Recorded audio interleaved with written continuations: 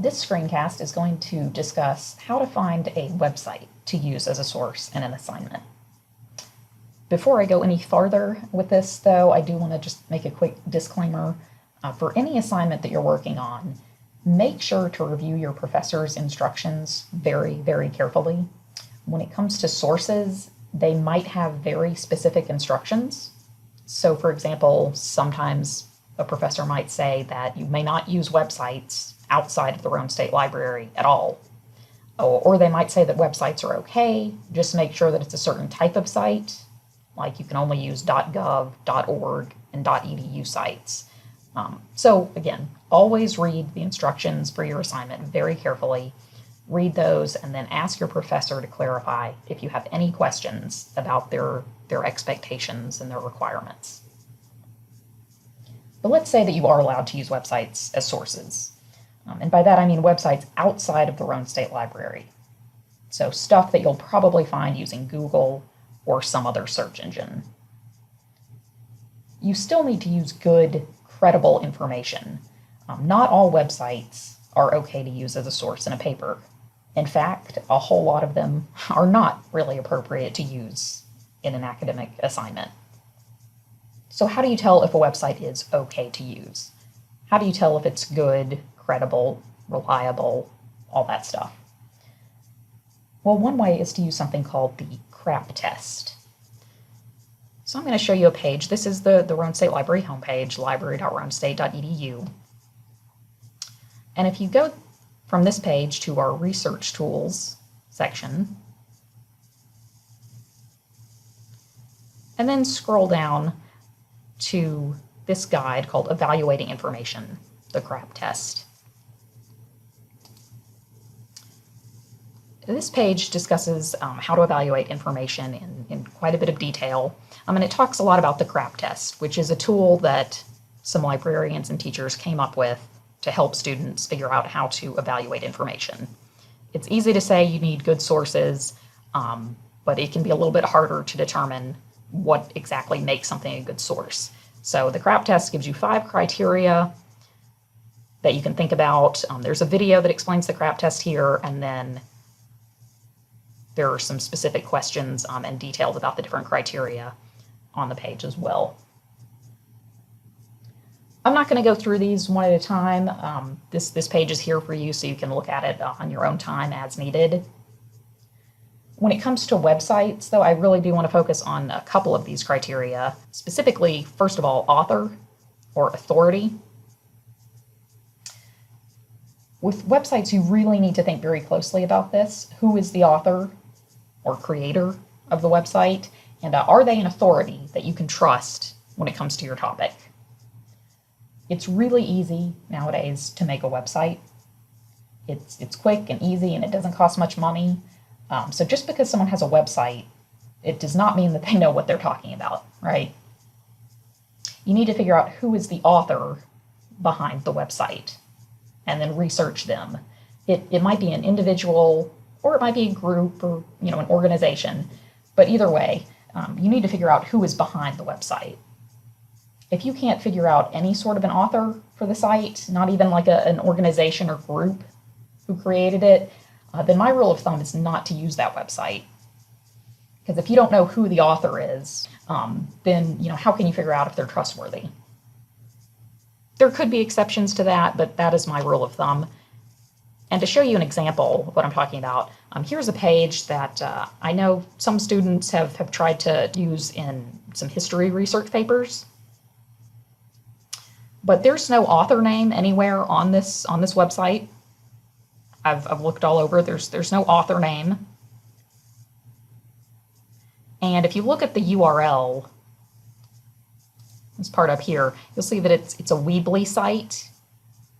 Weebly is a platform that allows people to make websites for free. And it's just called the World War II Films.weebly.com site. Historical accuracy of World War II films. There's no group or organization identified behind this website. It's not like it's the National World War II Museum.org. So we don't have an individual's name, and there's really not even a group name, an organization name. So we don't know who's behind this site. So I would not use this as a source, and your professors would not be happy with this. And again, the reason is because we don't know who wrote it. There's just no author information here, no individual, no organization that we can tell that's behind this website. Here's another example of why it's important to figure out the author. Here's a page about the Library of Alexandria. Again, I was working with a student in a history class, and they Googled Library of Alexandria, and they found this page. And they were thinking, it might be okay to use.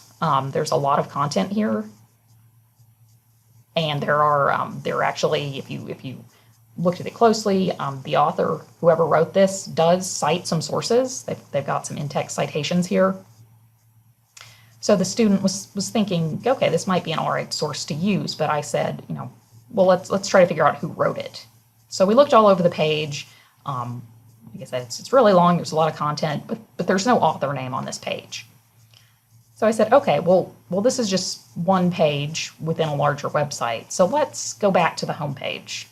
So if we go up there to the URL bar and just go to this crystallinks.com homepage, let's see if we can figure out who's behind this, the main website. And this is what we find. The author of this page and the stuff about the Library of Alexandria is somebody named Ellie. She writes about celebrities and horoscopes and all kinds of stuff.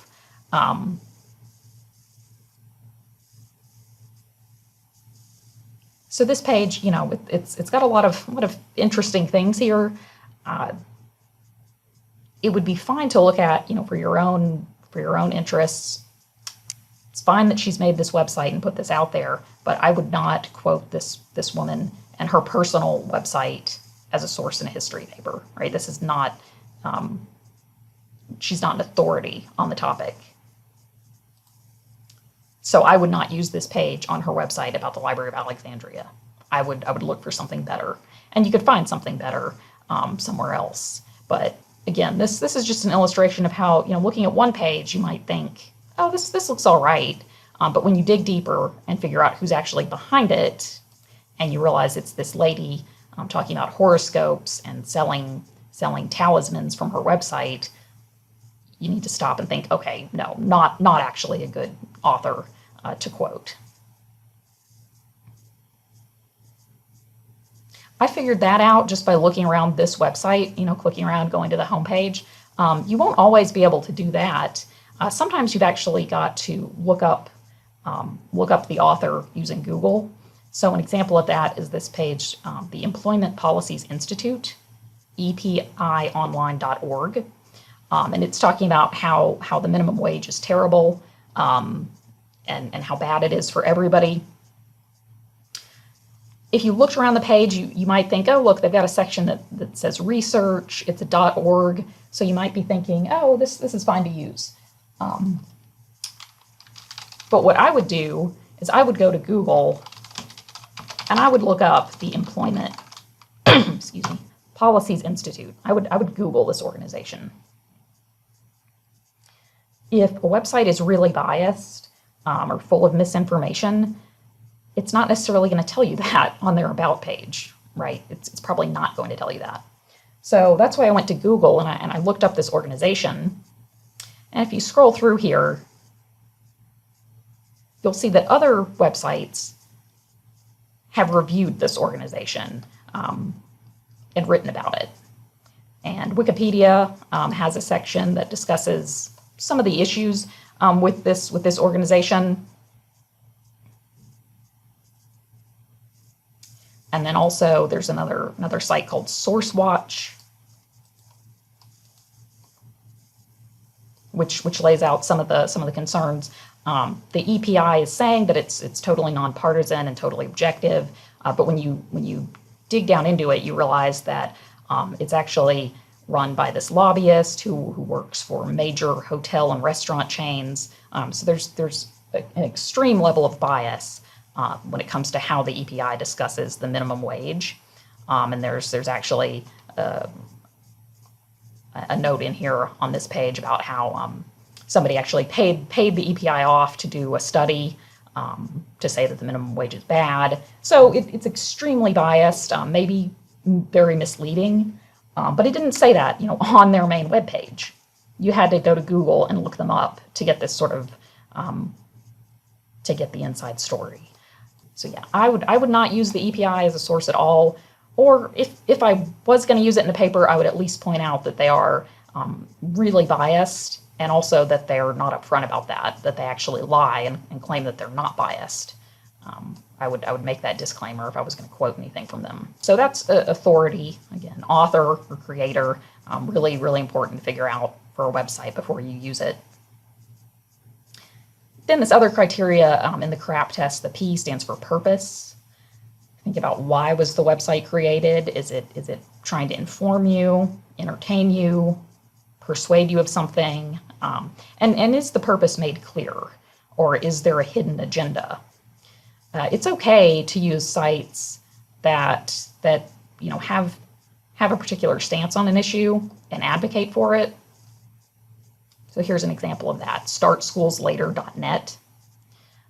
If you were writing about how high schools should start later in the day, it would be okay to use this page, I think, even though it clearly stakes out a position, that schools should start later. It's okay that it's biased in that sense, because they're upfront about that.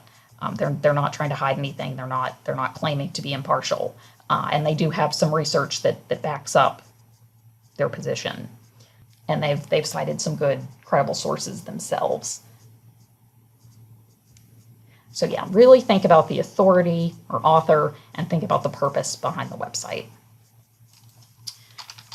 Lastly, I just want to show you this quick shortcut that you can use if you're using Google.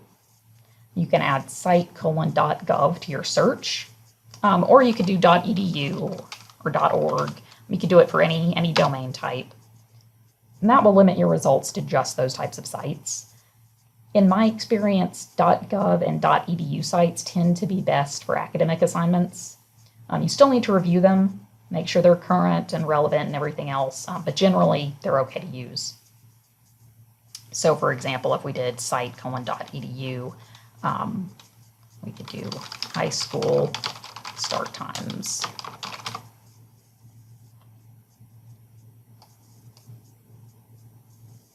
And most of these results would probably be acceptable sources. So just to review, make sure that you understand what types of sources you're allowed to use in your assignment. If you're allowed to use websites, make sure to review them very carefully with the CRAP test before using them as sources. Focus really on the author and purpose part of the CRAP test. And if you're unsure, you can contact the library. You can go to our contact page for our phone number and email address, or you can use the online chat. And the librarians will be happy to help you find good, credible websites, or to evaluate websites that you found.